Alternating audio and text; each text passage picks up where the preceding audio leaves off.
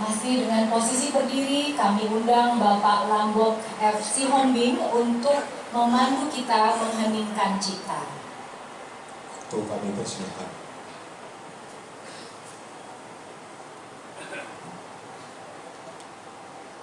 Untuk mengenang jasa-jasa para pahlawan kita yang telah gugur di medan perjuangan, mari kita mengheningkan cipta sejenak. Hening cipta dimulai.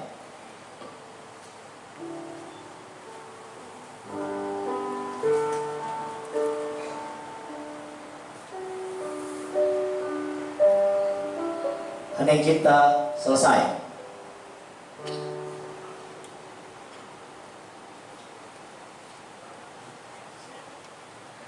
Hadirin kami persilakan untuk duduk kembali.